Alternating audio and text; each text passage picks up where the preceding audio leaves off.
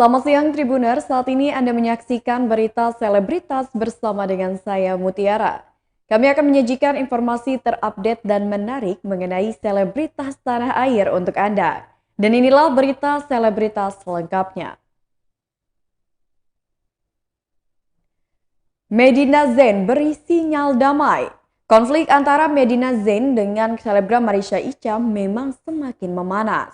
Medina Zain didampingi oleh kuasa hukum mendatangi Polda Metro Jaya pada Senin 31 Januari 2022 kemarin.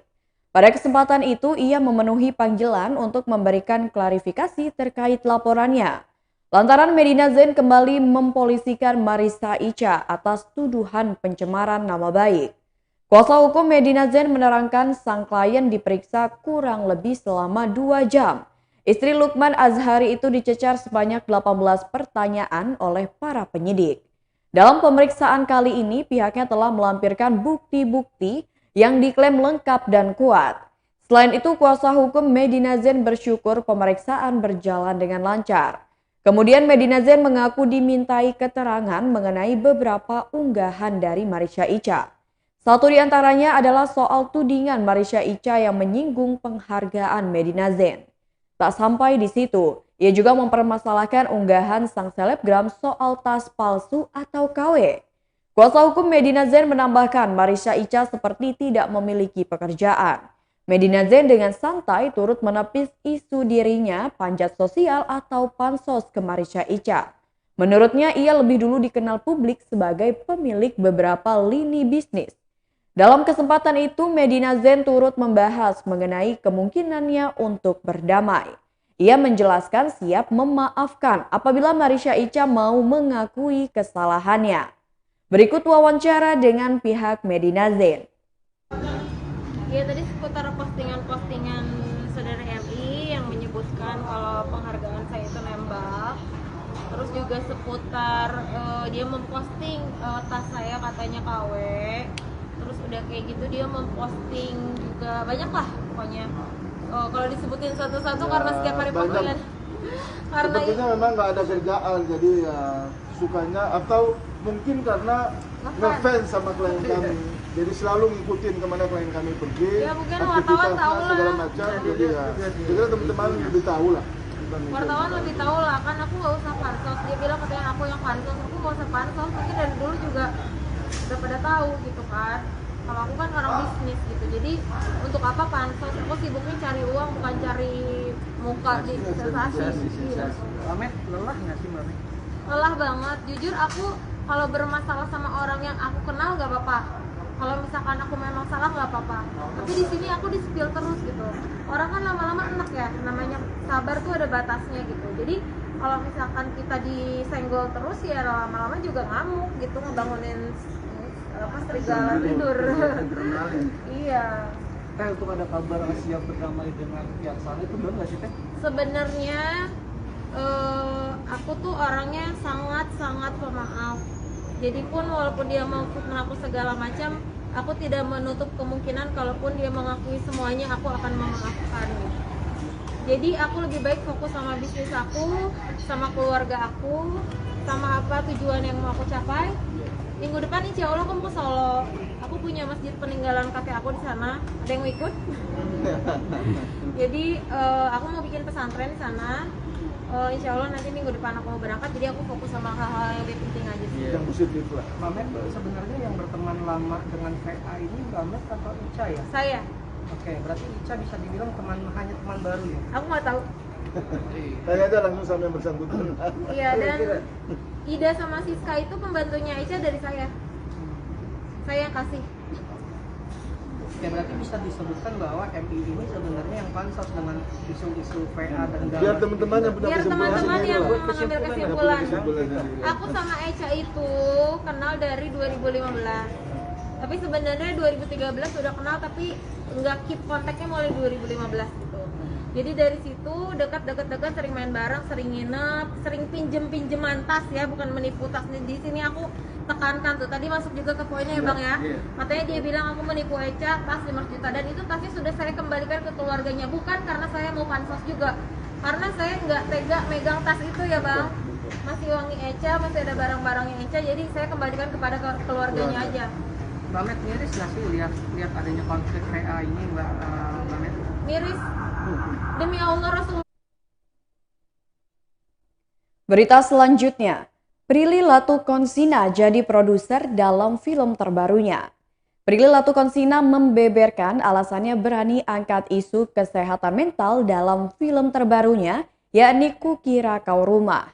Di film produksi Cinemaku Picture dan MD Picture tersebut, Prilly tak hanya sebagai pemain, ia juga sebagai produser. Film itu mengangkat isu kesehatan mental khususnya bipolar disorder. Pemain dan tim produksi film Kukira Kau Rumah usai menggelar jumpa pers di 21 Plaza Senayan, Jakarta Pusat pada Senin 31 Januari 2022. Prilly yang berperan sebagai Niskala mengaku bahwa film yang digarapnya bersama Umay Syahab sebagai sutradara sangat bisa dirasakan oleh para penyintas. Film tersebut membuat para penyintas dari kesehatan seksual tersebut ikut merasakan apa yang ada di film. Film tersebut ditulis oleh Prilly dan Umay pada tahun 2019 lalu. Keduanya kemudian bekerja sama sebagai produser dan sutradara.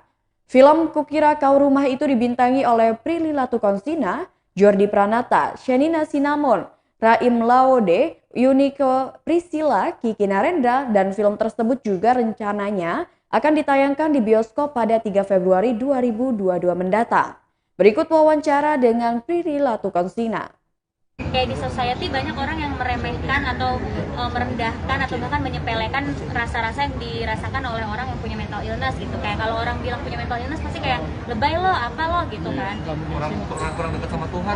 Iya kayak gitu, kurang sholat kali atau apa. Padahal kan mental illness sebuah penyakit yang memang harus ke psikiater gitu. Ya kayak kita kalau kita sakit batuk apa berarti karena kita kurang dekat sama Tuhan? Ya kan emang karena lagi ada virus gitu kan. Sama begitu juga dengan mental illness gitu. Bukan berarti kita mental illness tapi kita gak dekat sama Tuhan, gak dekat sama orang tua, tapi ya memang itu adalah hal yang harus kita hadapi. Ada kesalahan dari diri kita yang harus kita hadapi, harus butuh support. Jadi memang perspektifnya dari penyintas, dari society, dan dari kita juga sih pengalaman sendiri. Nah, tadi Prilly bilang kan pernah satu ada penyakit tapi bukan bipolar gitu. Ya kan Prilly kan mungkin keluarga juga keluarga harmonis. Ini mungkin Prilly menghadapinya seperti apa sih Prilly? Kalau aku ke psikolog, terus juga cerita ke orang tua pasti pelan-pelan, karena kan orang tua juga harus kita harus dimengerti juga gitu perasaannya kalau misalnya tahu anaknya ternyata ke psikolog gitu kan nggak mudah juga untuk orang tua gitu. Kaget juga kayak emang Prilly kenapa gitu kan segala macam. Jadi ya jelasin juga, mah aku ke psikolog nih gitu, terus aku didiagnosa ini, tapi nggak apa-apa, bukan yang parah, aku masih bisa kerja, masih bisa ini. Cuma kalau kambuh aku kadang kayak gini ya orang tua support dan mereka juga nggak apa-apa aku ke psikolog sendiri gitu. Jadi buat yang dibutuhkan juga kan? Iya. Berarti ini untuk pelajaran semua, untuk yang lain-lain punya penyakit kayak bipolar gitu, di film ini berarti untuk orang tuanya juga jadi pembelajaran sendiri. Oh iya dong, gimana orang tua dan teman jadi support system Film gitu. ini ngasih tahu betapa pentingnya support system, bukan cuma orang tua mungkin. Seringkali kita menganggap rumah itu kan orang tua, padahal kita juga punya rumah yang lain, kayak kita bisa menemukan kenyamanan itu di teman, di pacar, atau bahkan di teman kerja, diri sendiri kayak gitu. Dan film ini ngasih tahu betapa pentingnya support system itu. Mungkin nggak Pril, di luar sana ada juga yang pernah sakit seperti bipolar tapi nggak berani jujur ke keluarga atau siapapun, akhirnya dipendam sendiri. Nah ini apakah Banyak banget sih, karena itu juga salah satu alasan terbesar kenapa filmnya dibuat sih. ya Untuk apakah menyadarkan punya juga. keberanian mereka untuk berani berbicara kepada orang tua gitu Pril, seperti Pril lakukan gitu mungkin? kan setiap orang pasti punya family isunya masing-masing ya. Mungkin aku berani ngomong ke orang tua karena aku tahu orang tua aku bisa terima, dan komunikasi aku sama orang tua dari awal udah baik gitu. Tapi kan aku nggak tahu kalau yang lain gimana. Cuma dengar-dengar dari penyintas bipolar care Indonesia, memang banyak kasus-kasus yang seperti itu. Makanya mereka gabung ke komunitas, mencari support system dari. Berita selanjutnya, ulang tahun pernikahan Ibnu Jamil tidak berikan kado istimewa. Aktor dan presenter Ibnu Jamil tengah berbahagia karena pernikahannya dengan Ririn Ekawati sudah berjalan selama 1 tahun. Bahkan Ririn Ekawati dan Ibnu Jamil baru saja merayakan anniversary pernikahannya yang pertama pada Minggu 30 Januari 2022. Perayaan seperti apa yang dilakukan Ibnu Jamil dan Ririn Ekawati dalam menandai setahun pernikahan mereka? Pria 41 tahun itu menegaskan tidak ada perayaan spesial bersama Ririn guna menandai 1 tahun pernikahan mereka. Bahkan diakui Ibnu, dirinya tidak memberikan kado spesial untuk Ririn dalam merayakan 1 tahun mereka. Ibnu Jamil memastikan pernikahannya dengan Ririn Ekawati berjalan dengan beragam suka dan mereka belum pernah merasakan duka. Berikut wawancara dengan Ibnu Jamil. Ajak makan malam, itu aja sih. Di Jakarta atau di luar kota? Di Jakarta. Oh, di Jakarta. Gitu. Tapi yang nggak tahu nanti apakah akan ada keluar kotanya atau keluar negeri, kita nggak tahu. Mudah-mudahan. Pasti ada kado spesial dong, Mas Ibnu. Apa? Pasti ada kado spesial dong, masing-masing. Kado spesialnya itu sama Yaya, katanya disuruh pegang bunganya, suruh rawat supaya bisa numbuh lagi. Mau jualan? Nggak ada. Ya spesialnya itu. Yang penting adalah bahagia. Jadi selama ini alhamdulillah kita bisa menikmati kebahagiaan dan juga emang itu yang kita cari sih. Kayak gitu, nggak mencari apa yang nggak ada di depan kita. Suka dukanya? Ya. Suka dukanya gimana? Waduh, kebanyakan sukanya nih, nggak balance nih kalau gua bilang suka dukanya, ntar kasihan pasangan yang lain. Waduh. Iya, alhamdulillah lebih banyak sukanya, dukanya nggak ada ya kayaknya. Kita selalu berpetualang, seru, dapat program juga di TV, nama kita berdua alhamdulillah, dan banyak yang suka juga. Itu salah satu bentuk kita liburan juga gitu, bisa liburan sambil kerja, bisa kerja sambil liburan, apapun itu kita nikmatin sama-sama. Tapi urusan anak-anak tetap kita nomor 1 sih. Gitu. Termasuk beberapa waktu lalu habis liburan Bang, itu nyambut Enif juga apa gimana Bang, yang ke Toraja. Oh, Toraja. Enggak, itu makanya gue bilang tadi, itu liburan atau kerja ya sebenarnya kita sama aja. Jadi sekarang kerja sama dengan liburan, liburan sama dengan kerja. Sambil kerja. Ya, nanti kita juga akan ada lanjut ke tempat-tempat Indonesia lainnya yang pengen kita kita kunjungin, pengen banget kita nikmatin, baik itu alamnya, terus masyarakat setempatnya, kebudayaannya gitu. Di IG selalu terlihat mesra romantis, gimana sih nih Mas Ibnu cara menjaga keharmonisan dalam rumah tangga ini? Jalanin aja John, gua nggak ada yang gua diatur-atur atau diplanningin segala macam, karena gua orangnya ekspresif. Mungkin juga ada teman-teman yang bilang, wah sekarang Ibnu berubah banget ya, tapi menurut gue manusia itu pasti berubah. Nah tergantung nih mau berubahnya arah mana. Selama masih arah kebaikan dan tidak merugikan banyak orang, ya itu sah-sah aja, dan itu yang gue lakuin sekarang gitu. Jadi gue menikmati apa yang gue rasakan dan nggak ada yang gue simpen kayak gitu. Kalau mengkonsepkan pernikahan dengan bentuk petualangan seperti itu Mas? Berhubung saya dan Ririn senang berpetualang dan juga traveling, jadi ya kita nikmatin nih program yang dibuat sama teman-teman Trans TV. Jadi senang banget kita mendapatkan program itu, pas sesuai dengan passion Ririn. Bicara passion. Jadi ya kita nikmatin aja, dan untungnya Ririn juga suka berpetualang, suka dengan alam.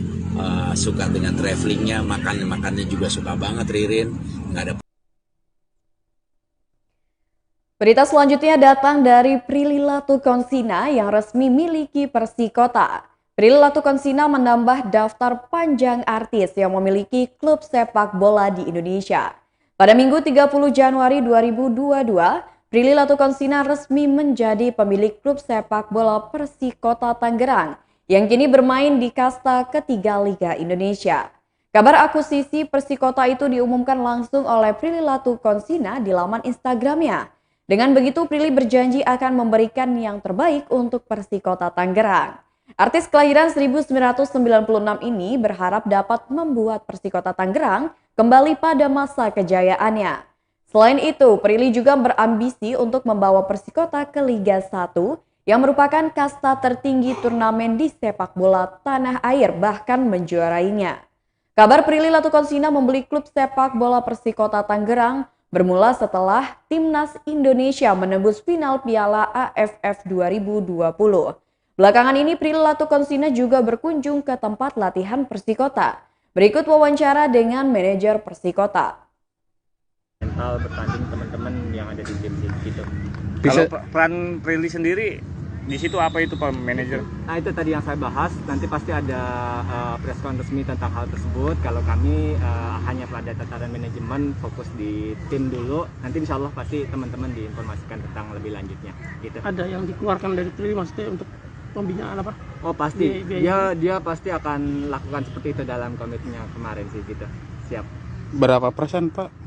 Kalau hal-hal seperti itu nanti mungkin ada sesi berikutnya mungkin untuk disampaikan kepada teman-teman. Ya. Bentuk MOU-nya juga belum secara detail ya Pak? Memang belum detail. Ya, dia secara konkret ingin mensupport Persikota. Nanti pasti ada momennya dan saya lihat sih dia begitu cukup memberikan perhatian lah buat tim ya, kehadiran dia di sesi latihan, uji coba itu menurut kita cukup baik lah ya gitu. Dari situ aja menurut kita cukup baik. Gitu. Untuk ke depan ada transfer pemain lagi nggak dengan hadirnya Prilly? Sudah close. Sudah close dan regulasinya memang agak terbatas untuk semua tim Liga 3 dimanapun. Dia hanya bisa menambah pemain dari pemain-pemain yang hanya bermain di zona provinsi masing-masing. Jadi memang agak terbatas untuk posisi penambahan pemain. Untuk Gading Martin sendiri nih Pak Manajer bagaimana Pak nasibnya? Yang pasti silaturahmi kita tetap terjaga. Beliau juga cukup banyak kesibukan, baik itu di Persik, baik itu di West Bandit, dan kita kemarin juga Prilly juga komunikasi sama beliau. Insya Allah mudah-mudahan kita saling mendoakan terus untuk kesuksesan masing-masing. Siap. Tapi bisa diperjelas bahwa Gading ini mundur ya Pak? Kalau kita lihat sih mundur tidaknya mungkin bisa ditanyakan langsung sama beliau ya. Oke. Pak, siap. Kemarin juga lagi rame Pak, ada Dewa United juga yang berkunjung. Itu gimana Pak? Saya pikir itu yang hal yang akan cukup menambah baik atmosfer sepak bola di Kota Tangerang. Insya Allah mudah-mudahan nanti. Berita selanjutnya, Rano Karno konsultasi dengan dokter demi peran terbarunya. Beban berat dirasakan Rano Karno ketika ia menerima tawaran memerankan sosok Fedi dalam film Pelangi Tanpa Warna karya sutradara Indra Gunawan. Fedi ini adalah suami dari Kirana yang menderita Alzheimer, lalu ayah dari satu orang anak bernama Divo. Pria berusia 61 tahun itu menilai peran Fedi sangat berat ia mainkan. Setelah melihat skenario yang dibuat oleh Mahfriza Kifani. Selain itu, pria yang akrab disapa Bang Dul tersebut harus berkonsultasi dengan dokter agar bisa memainkan Fedi yang dalam skenario memiliki tingkatan emosi yang naik turun. Ki biasanya kalau perempuan fatal dan bisa bunuh diri di film ini tidak di ujung. Karena menerima honor yang cukup besar dari rumah produksi Falcon Picture, anggota DPR RI periode 2019-2024 itu harus membuktikan kemampuan akting dan profesionalismenya selama reading 2 bulan dan syuting 2 minggu. Rano Karno menegaskan dalam film Pelangi Tanpa Warna ia harus keluar dari sosok Sidul yang melekat dalam dirinya puluhan tahun dan dikenal lewat perannya sebagai Fedi. Film Pelangi Tanpa Warna bercerita tentang sosok Fedi yang rancangan indah dalam pernikahannya hancur karena sang istri Kirana yang akan diperankan oleh Maudy Kusnadi mengidap Alzheimer. Dari hari ke hari, Kirana terus melupakan semua hal sederhana hingga paling penting dalam hidupnya. Situasi berubah menjadi penuh emosi hingga membuat ketenangan di rumah seolah menghilang, lalu berganti dengan kesedihan yang tak berkesudahan. Fedi terus diuji dengan kondisi Kirana yang semakin hari semakin menurun. Film yang rencananya akan tayang di seluruh bioskop pada 17 Februari 2022 mendatang ini dibintangi oleh Rano Karno, Maudy Kusnadi, Zayan Saka, dan masih banyak lagi. Berikut wawancara dengan Rano Karno. Dari Ibu Ratna, Karno, kayaknya istrimu punya gejala itu. Bu Ratna itu mertuanya Fedi ya? Mertua Fedi. Bukan betul. mertua Atika kan Bang? Bukan mertua Atika kan? Nah jadinya seperti itu. Jadi saya surprise pertama kali baca ini. Cerita ini cukup heavy, berat. Dalam arti kata berat, memang harus bisa dimainkan. Tapi menarik sebagai sebuah tontonan. Dan saya nggak pernah melihat materi cerita yang seperti ini. Saya nggak pernah lihat. Ya ada beberapa cerita keluarga, tapi tidak punya background. Tapi ini bukan bercerita orang yang Alzheimer, saya tidak. Alzheimer itu hanya menjadi apa ya? Jembatan lah bagi sebuah problem rumah tangga dan bagaimana kita sebagai keluarga menghadapi masalah. Harus kuat. Bang, itu saat itu langsung klik, langsung oke, terima tawaran Falcon. Belum tentu, cocok tanya lu honornya berapa? Berapa Mas Andre? Kalau klik terlalu. Masih aja mikirin honor. Pasti Mas Ari. Kita lihat dulu, wah ini berat nih adegan. Honor mesti gede. Itu buat modal biar warung Sidul tetap. Kalau masih dorong-dorong open nggak berapa honor. Ini berat ini. Soalnya kita mesti konsultasi ke dokter. Aku konsultasi ke dokter, iya dong. Aku kebetulan pernah ya kalau kita mau bahas tentang penyakit lengkap kita. Aku pernah Bell's palsy kan. Nah, itu salah satu kan saraf juga. Aku pernah tanya sama dokter, kebetulan, "Dok, Alzheimer siapa sih?" Nah, dia cerita tentang Alzheimer ini. Cuma dia bilang, "Mas, Alzheimer tuh ada tahap-tahap yang bukan juga berarti dia tidak bahaya, bisa bahaya. Karena Alzheimer ini cuma yang saya terkejut, Alzheimer itu memang banyak kan kalau menurut survei perempuan malah laki. Laki. Gitu. Tapi kalau perempuan fatal. Gitu. Daripada laki-laki, Bang? Ya. Karena dalam tanda kutip, maaf, tapi tidak se-ekstrim itu. Dia bisa bunuh diri. Gitu. Tapi ini yang dipelangi tanpa warna. Baiklah Tribuners, itulah berita selebritas bersama dengan saya Mutiara. Selamat siang dan sampai jumpa.